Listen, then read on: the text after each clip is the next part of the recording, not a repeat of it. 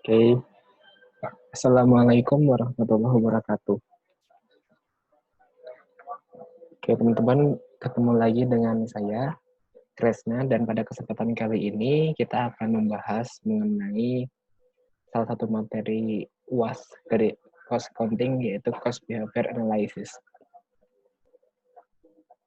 Sebelum kita membahas ke bagian selanjutnya, saya akan memberitahu dulu bahwa pembahasan di CBA ini atau cost behavior analysis akan kita bagi ke dalam 2 video. Oke. Part 1 akan membahas materi pendahuluan dan klasifikasi biaya, nanti hingga ke semi variable cost. Jadi di part 2 kita akan membahas metode yang digunakan untuk menyelesaikan kasus-kasus dari cost behavior analysis ini. Nah, secara garis besar ya, cost behavior analysis ini terbagi materinya menjadi 3 bagian, yaitu bagian pendahuluan, lalu bagian klasifikasi biaya, dan bagian metode. Bagian klasifikasi biaya nanti akan terdiri dari fixed cost, variable cost, dan semi variable cost. Dan bagian metode nanti akan terdiri dari 3 metode, high low point method, scatter graph method, dan least square atau kuadrat terkecil. Kita masuk ke subbab pertama di pendahuluan. Di sini kita akan membahas 4 bahasan utama ya. Yang pertama adalah konsep umum dari cost behavior analysis. Jadi kita harus tahu dulu nih, sebelum kita belajar lebih jauh, apa sih sebetulnya pengertian dasar atau logika dasarnya dari cost behavior analysis. Seperti itu. Lalu nanti kita akan masuk ke asumsi dasar dan rumus umum. Nah, ini salah satu bagian terpenting dalam bab ini. Bahwa nanti segala kasus-kasus soal harus berlandaskan pada asumsi dasar dan harus dapat dibuatkan suatu rumus umum. Nanti kita menyebutnya sebagai rumus umum biaya. Dan terakhir di pendahuluan kita akan mempelajari terminologi. Ya, jadi ada beberapa kata-kata baru yang akan kalian kenal dalam bab ini. Oke, kita mulai dari konsep umum terlebih dahulu ya. Jadi bahwa kinerja manajemen yang baik, salah satunya diukur berdasarkan seberapa mampu mereka dapat memaksimalkan laba perusahaan. Maksimalisasi laba dapat dilakukan melalui peningkatan penjualan atau menekan biaya. Nah, untuk alasan ini, manajer sangat berkepentingan dengan perhitungan biaya nih, gitu ya.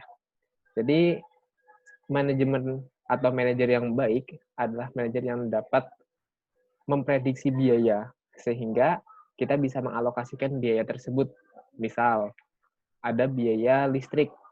Nah, supaya kita bisa membuat laporan-laporan yang sifatnya adalah anggaran atau budgeting ke depan, kita perlu tahu dong bagaimana sih perkiraan biaya listrik di periode-periode ke depan, 1 bulan ke depan, atau 1 tahun ke depan. Nah, itu caranya adalah dengan mengetahui terlebih dahulu bagaimana sih rumus biaya listrik itu, gitu ya.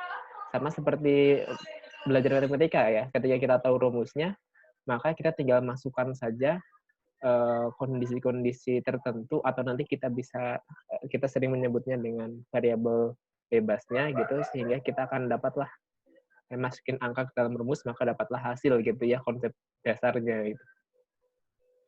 Nah, kemudian agar biaya dapat ditekan, diperlukanlah sebuah metode tertentu supaya besaran biaya dapat direncanakan tadi ya yang saya bilang dan diperkirakan secara tepat dan akurat. Hal ini dapat dilakukan dengan cara mengetahui dan memahami terlebih dahulu karakteristik dari biaya yang terjadi. Nah, analisis mengenai biaya dapat dilakukan melalui langkah-langkah pada cost behavior analysis atau CBA. Kita lanjut. Nah, CBA ini harus akan memenuhi asumsi-asumsi dasar. Setidaknya ada 3 kaidah. Asumsi dan kaidah dasarnya, pertama kita bicara kaidahnya dulu ya, ada 3 kaidah yang harus dipenuhi, yaitu yang pertama, seluruh biaya harus dapat dikelompokkan menjadi fixed, variable, atau semi variable cost. Yang kedua, cost drivernya harus dapat teridentifikasi dengan jelas. Kemudian yang 3, harus diketahui dengan jelas mengenai sifat hubungan antara pemicu biaya atau cost driver dengan biayanya. Untuk poin 1 dan 2 ini pasti given di soal ya. Nanti pasti di soal diberikan informasi bahwa biaya ini merupakan misalnya semi variabel, nanti kita disuruh mencari variabelnya, disuruh mencari fixnya, tanpa disebutkan bahwa biaya yang ada di soal semi variabel, tapi kalau kita diminta dalam pertanyaan soalnya suruh mencari bagian variabel, bagian fix, atau variable rate dan lain sebagainya, itu sama saja ya. Berarti si biaya bisa dikelompokkan menjadi fix, variable, dan semi variable cost. Kemudian kalau driver ini biasanya machine hour atau DLH, dan itu selalu diketahui di dalam soal. Nah, yang ketiga nih harus diketahui dengan jelas mengenai sifat hubungan antara pemicu biaya atau cost driver dan biayanya. Nah, biasanya hubungan antara cost driver dan biaya itu adalah hubungan yang berbanding lurus. Artinya apa, teman-teman? Artinya ketika biayanya naik,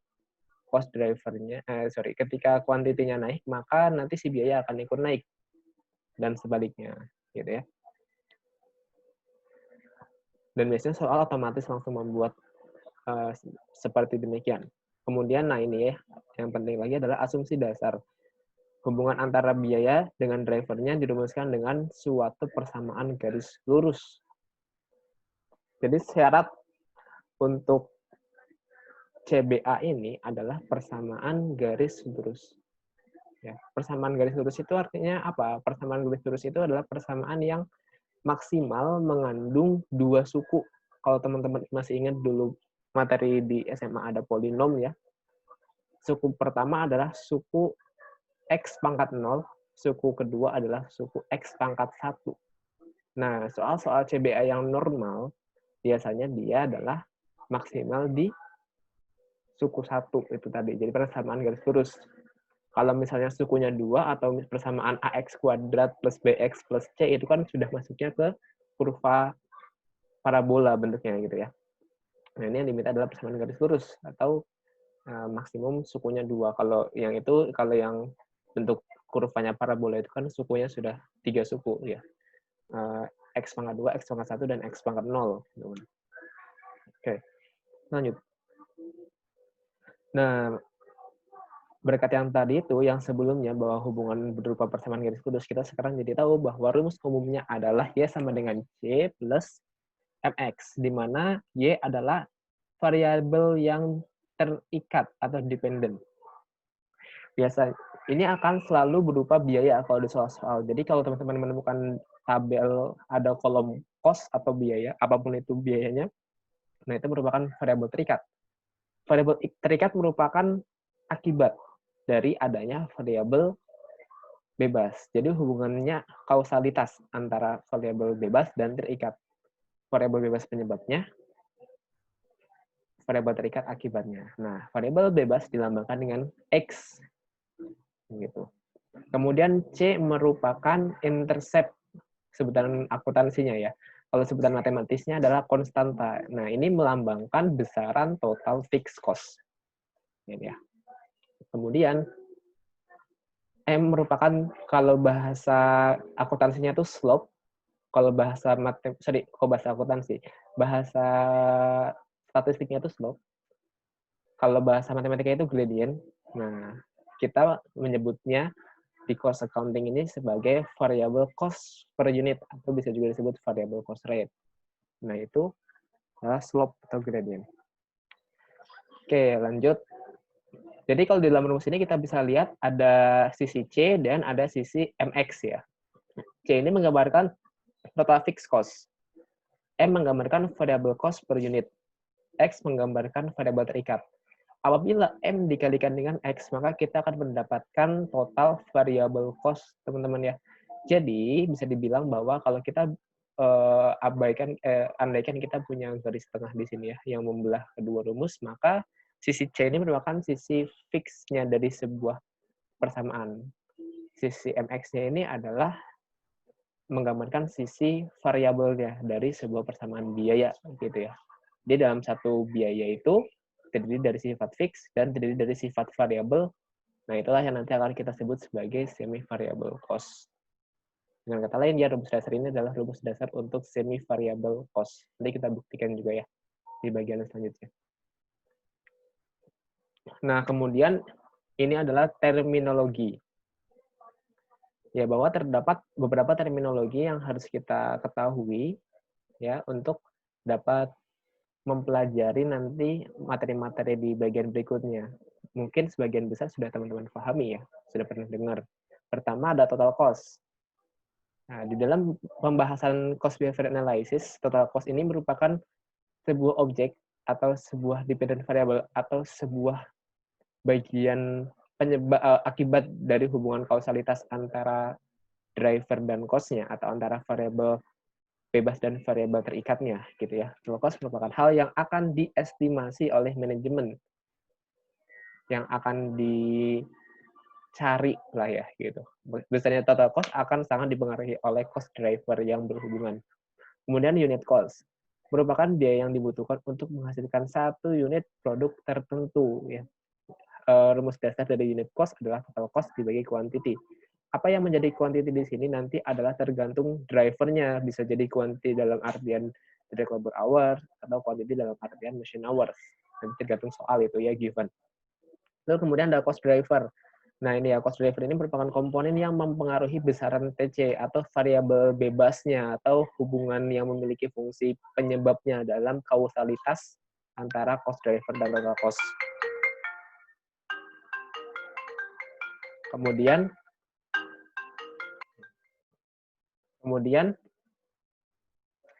relevant range merupakan suatu rentang yang dapat menjaga konsistensi hubungan antara pemicu biaya dengan total cost. Atau dengan kata lain adalah sebuah kondisi di mana seluruh sifat-sifat biaya masih relevan sehingga dapat dianalisis. Relevant range ini biasanya muncul pada pembahasan fixed cost. Nanti kita bahas sekalian di sana ya. Jadi ini kita hanya perlu mengetahui bahwa relevant range adalah sebuah rentang tentang konsistensi hubungan antara pemicu biaya dengan total cost-nya ya. Jadi ibarat hubungan tadi kausalitas cost driver dengan total cost. Nah, hubungan atau rumus yang sedemikian itu antara cost driver dan total cost itu tidak berlaku untuk seluruh hingga tak terbatas quantity. Biasanya dia ada relevant range tertentu. Nanti kita bahas di sana ya. Oke, sekarang kita lanjut dulu ke subbab yang kedua. Ya, subbab yang kedua yaitu mengenai karakteristik dan sifat biaya. Itu terbagi menjadi 3 materinya. Ada variable cost. Sorry, yang itu tipe ya, yang atas harusnya variable, yang tengah fix. Kemudian yang ketiga ada semi variable cost. Ya, variable cost, fixed cost, dan semi variable cost. Oke, kita mulai dari variable cost dulu. Teman-teman tentu sudah familiar sekali ya dengan variable cost. Pengertian dari variable cost jadi merupakan biaya yang jumlah totalnya atau total cost akan berubah apabila cost driver-nya mengalami perubahan.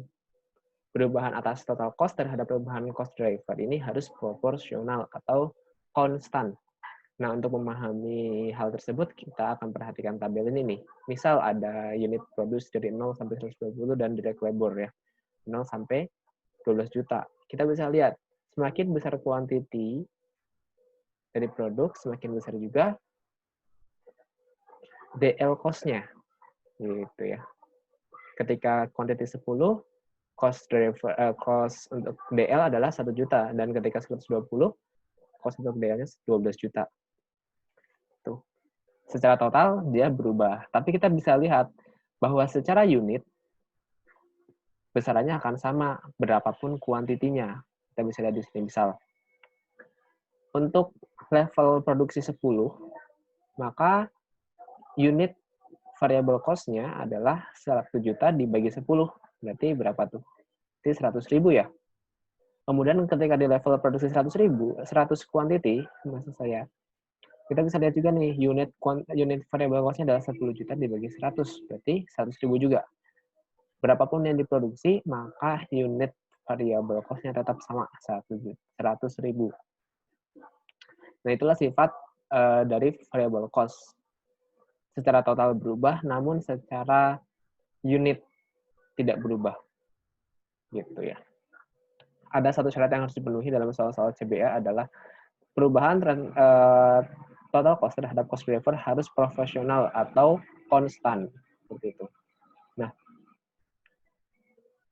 Kemudian kita bisa melihat apabila digambarkan dalam sebuah kartesius, nanti seperti inilah ya jurnal grafiknya. Jadi dari titik 0 sampai suatu titik X atau suatu titik N gitu. Mulainya dari titik 0 dan selalu menaik. Jadi semakin banyak CD, semakin banyak C.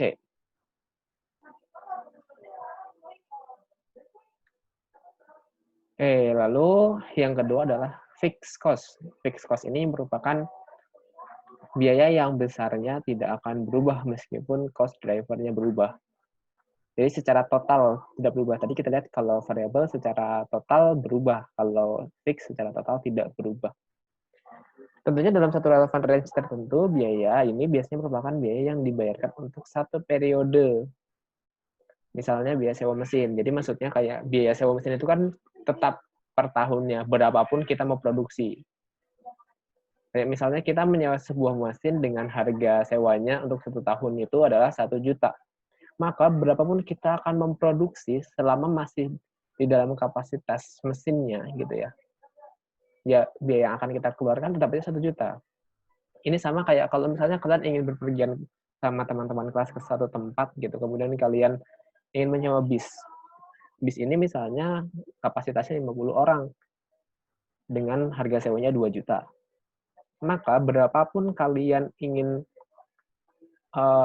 anggota kelas kalian ikut, selama masih di bawah atau sama dengan 50 orang, maka ongkos yang akan kalian keluarkan tetap sama. Kecuali kalau misalnya kalian anggota kelasnya ternyata ikut 55 di luar kapasitas si bis tersebut, maka nanti pasti akan berubah biayanya.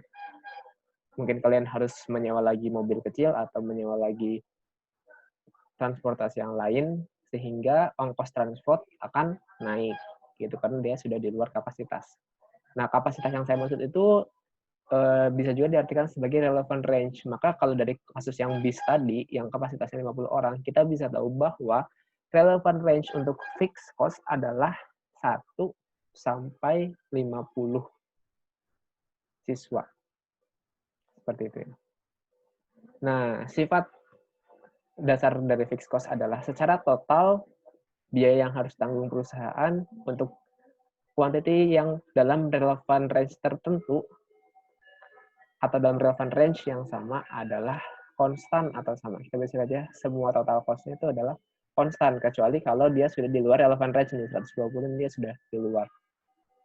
Nah, tetapi kalau kita lihat secara unitnya, justru unitnya berubah ya. Jadi kebalikannya dari yang variable cost tadi. Variable cost secara total berubah, tapi secara unit cost-nya tidak berubah. Kalau ini secara total tidak berubah, tapi secara unit cost-nya berubah.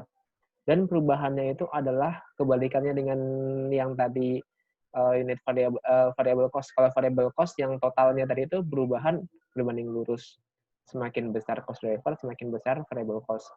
Kalau ini, kalau fixed cost semakin besar semakin besar quantity, maka akan semakin kecil unit cost yang akan ditanggung untuk setiap unit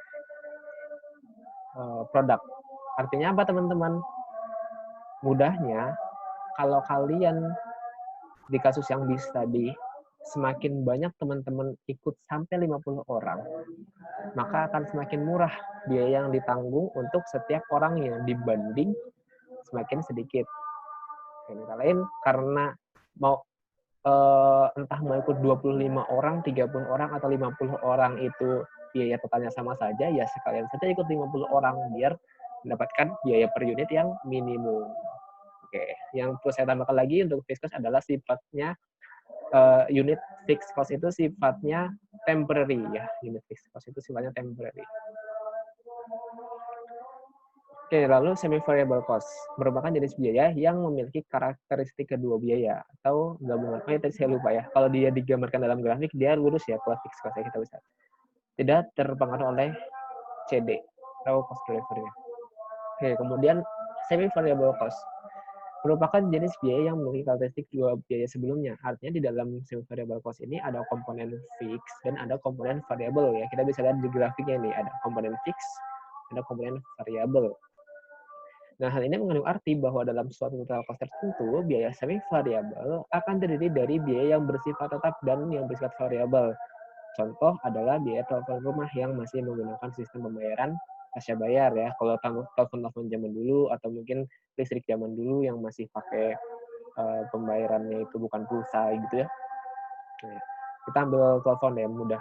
Ketika kita menggunakan telepon, ada dua biaya yang harus kita bayar, yaitu biaya yang abodemen dan biaya penggunaan. Nah, biaya abodemen ini mencerminkan sifat fixed cost, karena abodemen itu kita pakai atau enggak, kita harus bayar sekian gitu ya. Kisarannya tetap dan konstan. Sedangkan kalau yang penggunaan itu variable cost, ya, karena pengaruhi semakin lama kita pakai, semakin besar variable cost-nya. Nah, maka total biaya yang akan dibayar itu nanti akan terdiri dari si biaya abodemen tadi yang punya karakteristik fix dan si penggunaan tadi yang sifatnya variabel. Nah, ini adalah biaya yang nantinya akan menjadi analisis utama dalam cost behavior analysis.